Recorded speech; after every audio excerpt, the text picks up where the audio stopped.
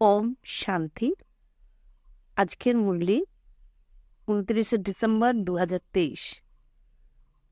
বাপ দাদা মধুবন। মিষ্টি বাচ্চারা, প্রশ্নের প্রতি সংশয়ান্বিত হওয়া ছেড়ে মনমনা ভাব স্মরণ করো। বাবা আর অবিনাশী সম্পদের উত্তরাধিকারকে স্মরণ করো। পবিত্র হও আর পবিত্র করে তোলো। প্রশ্ন: শিব বাবা বাচ্চারা তোমাদের দিয়ে নিজের পূজা করাতে পারেন না কেন? উত্তর: বাবা বলেন, আমি বাচ্চাদের মোস্ট ওবিডিয়েন্ট সার্ভেন্ট। তোমরা বাচ্চারা আমার মালিক। আমি তো বাচ্চারা তোমাদের নমস্কার জানাই। বাবা হলেন নিরঅহংকারী।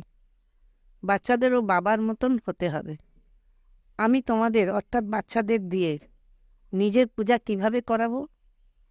আমার তো পা নেই যা তোমরা ধুয়ে দেবে। তোমাদের তো ঈশ্বরের সহযোগী হয়ে বিশ্বের সেবা করতে হবে। গীত: নির্বলের সাথে বলবানের লড়াই। ওম শান্তি। নিরাকার শিব ভগবান উবাচ। নিরাকার শিব বাবা আর আত্মারা যারা শিব বাবা বলে তারাও আসলে নিরাকার। নিরাকার দুনিয়ার বাসিন্দা। এখানে পাঠ বা ভূমিকা পালন করার জন্য সাকার রূপে এসেছ। তোমাদের সবার পা আছে, কৃষ্ণেরও পা আছে। পা নেই, পাকেই সবাই পূজা করে, তাই না? শিব বাবা বলেন, আমি তো ওবিডিয়েন্ট। আমার তো পা নেই যে তোমাদের দিয়ে পা ধোয়াবো বা পূজা করাবো। সন্ন্যাসীরা তো পা ধোয়াই না। গৃহস্থ মানুষ গিয়ে ওদের পা ধুয়ে দেয়। পা তো মানুষেরই হয়। শিব বাবার তো পা নেই যে বাবা পূজা করাবে। এ হলো পূজার সামগ্রী। বাবা বলেন, আমি তো জ্ঞানের সাগর। আমি আমার বাচ্চাদের দিয়ে কি করে পা ধোয়াবো? বাবা তো বলেন, বন্দে মাতরম। মায়েদের এরপর কি বলা উচিত? হ্যাঁ, দাঁড়িয়ে বলবে, শিব বাবা নমস্কার। যেমন সালাম মালেকাম বলে না, বাবাকেই সর্বপ্রথম নমস্কার করা উচিত। বাবা বলেন, আই অ্যাম মোস্ট ওবিডিয়েন্ট। অসীম জগতের সার্ভেন্ট আমি। নিরাকার আর কত নিরঅহংকারী। এখানে পূজার কোনো কথাই নেই। মোস্ট বিলাভেড বাচ্চারা যারা অসীম জাগতিক সম্পত্তির মালিকানা পেতে চলেছে, তাদের দিয়ে কিভাবে পূজা করাবো? তবে হ্যাঁ, ছোট বাচ্চারা বাবার পায়ে নতজানু হয়, কেননা বাবা বড় গুরুজন। তাদের দিয়ে কিভাবে পূজা করাবো? তবে হ্যাঁ, ছোট বাচ্চারা, কিন্তু বাস্তবে তো বাবা বাচ্চাদের সার্ভেন্ট। বাবা জানেন বাচ্চাদের মায়া অনেকভাবে বিরক্ত করে। খুব কঠিন সময়, অপার দুঃখ এখনো অনেক আসবে। এসব অসীম জাগতিক কথা। তখনই অসীম জগতের বাবা বলেন, দুঃখের সময় বাবা বলেন, দাতা আমি একজনই, অন্য কেউ আর দাতা হতে পারে না। বাবার কাছে সবাই চায়, সাধু সন্ন্যাসী সবারই মুক্তি প্রার্থনা করে। ভারতের গৃহস্থ মানুষের ভগবানের কাছে জীবন মুক্তি প্রার্থনা করে। সুতরাং দাতা একজনই। গায়েনও আছে, সবার সদ্গতি দাতা একজনই। সাধুরাই যেখানে সাধনা করে, অন্যদের সদ্গতি ওরা কিভাবে করবে? জীবন মুক্তি মুক্তিধাম দুয়েরই মালিক একজন, বাবা। উনি নিজের সময় অনুসারে একবারই আসেন। এছাড়া বাকি সবাই জন্ম মৃত্যুর চক্রে আসে।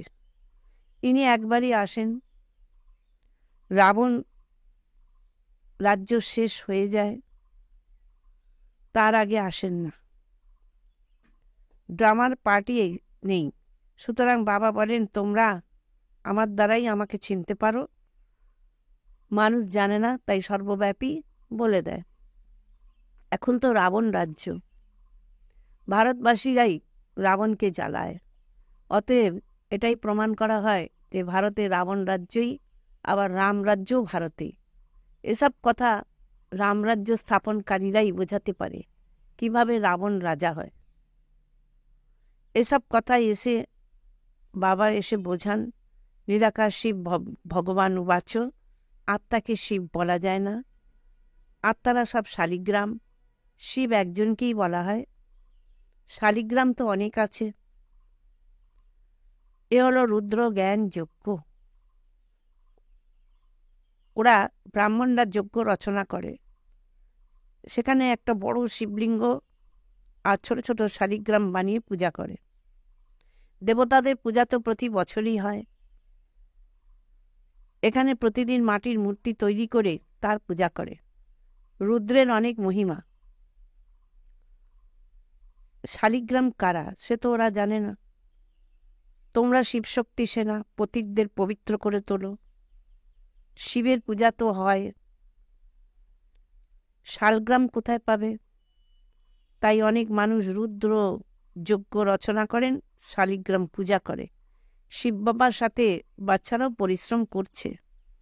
শিব বাবার সহযোগী, ওদেরই বলা হয় ঈশ্বরের সহযোগী। স্বয়ং নিরাকার নিশ্চয়ই কোনো শরীরে আসবেন, তাই না? স্বর্গে তো সহযোগের প্রয়োজন নেই। শিব বাবা বলেন, দেখো এরা আমার সহযোগী বাচ্চা, নাম্বার অনুসারেই তো হবে না, সবার পূজা তো করা সম্ভব নয়। এই যজ্ঞ ভারতেই রচিত হয়। এই রহস্য বাবাই বোঝান। ওরা ব্রাহ্মণরা বা শেঠরা থোড়াই এসব জানে। বাস্তবে এটাই হলো রুদ্র জ্ঞান যজ্ঞ। বাচ্চারা পবিত্র হয়ে ভারতকে স্বর্গ করে তোলে। এটা একটা বড় হসপিটাল, যেখানে যোগ দ্বারা আমরা এবার হেলদি হয়ে উঠি। বাবা বলেন, আমাকে স্মরণ করো। দেহ অহংকার হলো প্রথম বিকার, যা যোগ ছিন্ন করে দেয়। বডি কনসাস দেহবোধ হলেই বাবাকে ভুলে যায়, আর তখনই আরও বিকারগ্রস্ত হয়ে পড়ে। নিরন্তর যোগে থাকাই অনেক পরিশ্রমের। মানুষ কৃষ্ণকে ভগবান মনে করে, তার পূজা করে, কিন্তু সে তো পতিত পাবন নয়, সে যে তার চরণকে পূজা করতে হবে। শিব তো হলেন চরণবিহীন, উনি এসে তো মাতাদের সার্ভেন্ট হন, আর বলেন বাবা আর স্বর্গকে স্মরণ করলে তোমরা 21 জন্মের জন্য রাজত্ব পেয়ে যাবে। 21 কুলের গায়ন আছে, অন্য কোনো ধর্মেই গায়ন নেই। অন্য কোনো ধর্মাবলম্বীরা 21 জন্মের জন্য স্বর্গের বাদশাহী প্রাপ্ত করে না। এটাও ড্রামায় নির্ধারিত। দৈবী ধর্মের যারা অন্য ধর্মে ধর্মান্তরিত হয়েছে তারাই আবার বেরিয়ে আসবে। স্বর্গে তো অপার সুখ, নতুন দুনিয়া, নতুন মহল, অনেক সুখ প্রদান করবে। অল্প পুরনো হয়ে গেলে কিছু না কিছু দাগ লেগে যায়, তখন তাকে রিপেয়ার মেরামত করা হয়।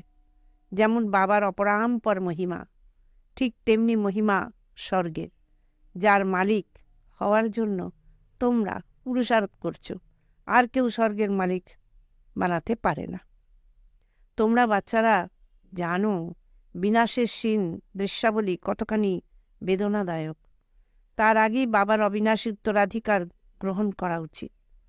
বাবা বলেন, এখন আমারই হও, অর্থাৎ ঈশ্বরীয় কোল গ্রহণ করো। শিব বাবা বড়, তাই না? সুতরাং তোমাদের প্রাপ্তিও অগাধ। স্বর্গের অপার সুখ নাম শুনলেই মুখে জল এসে যায়। বলাও হয় অমুকে স্বর্গবাসী হয়েছে। স্বর্গ ভালো লাগে, তাই না? এখান তো নরকই। যতক্ষণ সত্যযুগ না আসবে ততক্ষণ কেউ স্বর্গে যেতে পারবে না।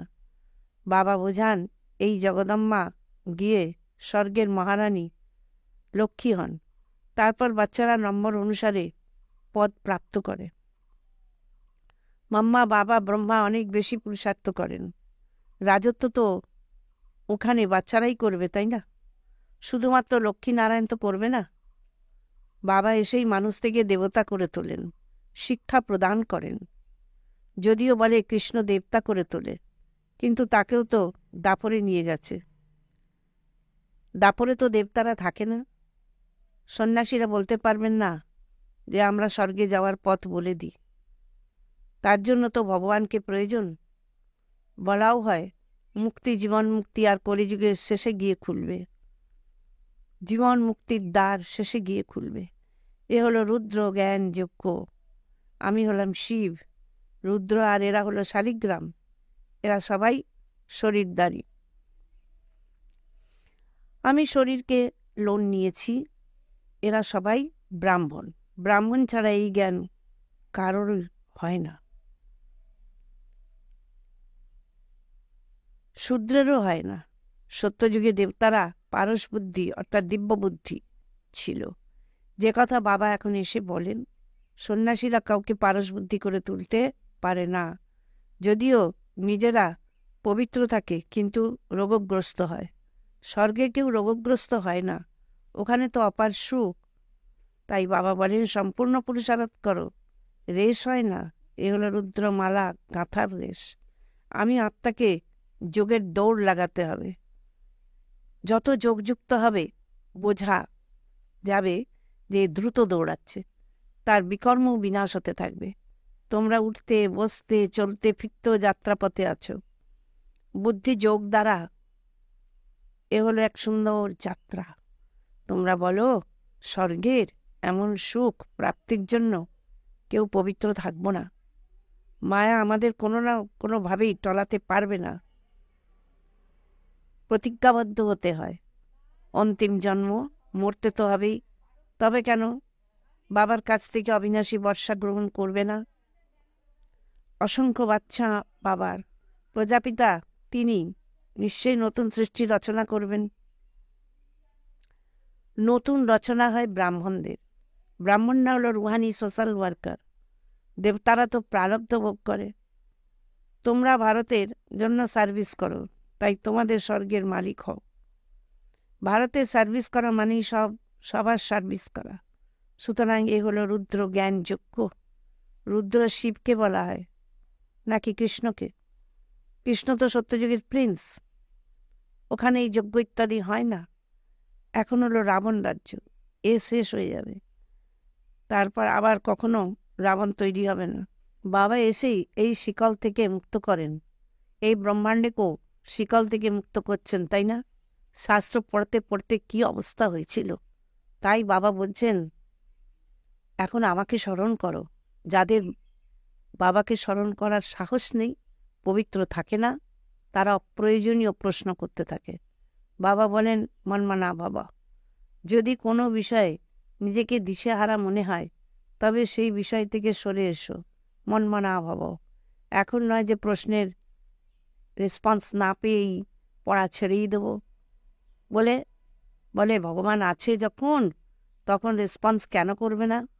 বাবা বলেন তোমাদের কাজই হলো বাবার অবিনাশী উত্তরাধিকারকে স্মরণ করা। চক্রকেও স্মরণ করতে হবে। ওরাও ভক্তিমার্গ, ত্রিমূর্তি আর চক্রকেই দেখায়।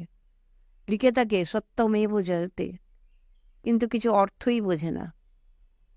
তোমরা বোঝাতে পারো। শিব বাবাকে স্মরণ করলে সূক্ষ্ম বতনবাসী ব্রহ্মা বিষ্ণু শঙ্কর স্মরণে আসবে, আর সদর্শন চক্র স্মরণ করলে বিজয়ী হতে পারবে। জয়তে অর্থাৎ মায়াকে জয় করা কতখানি বোঝার ব্যাপার। এখানে নিয়ম আছে, হংস সভায় বক আসতে পারে না। বিকে যারা স্বর্গের পরী তৈরি করে তাদের উপরে অনেক রেসপন্সিবিলিটি আছে। সর্বপ্রথমে যখন কেউ আসে তাকে সবসময় জিজ্ঞাসা করো আত্মার বাবাকে জানো? প্রশ্ন যে জিজ্ঞাসা করবে নিশ্চয়ই সে জানবে। সন্ন্যাসীরা এমন কখনো জিজ্ঞাসা করবে না, ওরা তো জানেই না। তোমরা তো জিজ্ঞাসা করবে অসীম জগতের বাবাকে জানো? প্রথমে তার সাথে যুক্ত হও। ব্রাহ্মণদের এটাই নেশা থাকা উচিত। বাবা বলেন হে আত্মারা, আমার সাথে যোগযুক্ত হও, কেননা আমার কাছেই আসতে হবে। সত্যযুগে দেবী দেবতারা বহুকাল বিচ্ছিন্ন ছিল, তাই সর্বপ্রথম জ্ঞান তারাই পাবে। লক্ষ্মীনারায়ণ 84 জন্ম সম্পূর্ণ করেছে। সুতরাং প্রথম জ্ঞান তাদেরই পাওয়া উচিত। মানুষ সৃষ্টির যে বৃক্ষ মানে বর ঝাড় রয়েছে তার পিতা হলেন ব্রহ্মা, আর আত্মার পিতা হলেন শিব। অতএব বাবা আর দাদা হলেন, তাই না? তোমরা হলে তার পৌত্র, ওনার কাছ থেকেই তোমরা জ্ঞান প্রাপ্ত করবে। বাবা বলেন, আমি নরকে বর্তমান পৃথিবী গেলেই তো স্বর্গ রচনা করতে পারবো। শিব ভগবান উবাচ, লক্ষ্মী নারায়ণ ত্রিকালদর্শী নয়। ওদের ওই রচয়িতা আর রচনার জ্ঞানই নেই, তাহলে তাদের পরম্পরা কিভাবে চলে? কেউ কেউ ভাবে এরা তো শুধু বলে দেয় সকলের মৃত্যু আসছে, কিন্তু কিছুই তো হয় না। এর ওপরে একটি দৃষ্টান্ত আছে না? এক রাখাল বালক প্রায় বলে বাঘ এসেছে, কিন্তু বাঘ আসেনি। শেষ পর্যন্ত সত্যি একদিন বাঘ এলো আর সবকটি ছাগলকে খেয়ে ফেলল। এসব কথা এখানকার জন্যই। একদিন কাল মৃত্যু এসে সবাইকে গ্রাস করবে, তখন কি করবে? ভগবানের এটা কত বড় যজ্ঞ! পরমাত্মা ছাড়া এত বড় যজ্ঞ আর কেউ রচনা করতে পারবে না। ব্রহ্মাবংশী ব্রাহ্মণ বলেও পবিত্র না হলে এখানেই মরতে হবে। শিব বাবার কাছে প্রতিজ্ঞা করতে হয়, মিষ্টি বাবা, স্বর্গের মালিকানা প্রদানকারী বাবা, আমি তো তোমারই, শেষ পর্যন্ত তোমার হয়েই থাকবো। এমন বাবা বা স্বজনকে পরিত্যাগ করলে মহারাজা মহারানী হতে পারবে না। আচ্ছা, মিষ্টি মিষ্টি হারানিধি বাচ্চাদের প্রতি মাতা পিতা বাপদাদার স্মরণের স্নেহ সুমন আর সুপ্রভাত। আত্মাদের পিতা তার আত্মারূপী বাচ্চাদেরকে জানাচ্ছেন নমস্কার। ধারণার জন্য মুখ্য সার 1 নম্বর পয়েন্ট, সত্যিকারের খোদা খিদমতগার ঈশ্বরের সহযোগী হয়ে ভারতকে স্বর্গ তৈরি করার কাজে পবিত্রতা রক্ষা করে বাবার সহযোগী হয়ে উঠতে থাকো। আধ্যাত্মিক অর্থাৎ রুহানি সোশ্যাল ওয়ার্কার হতে হবে।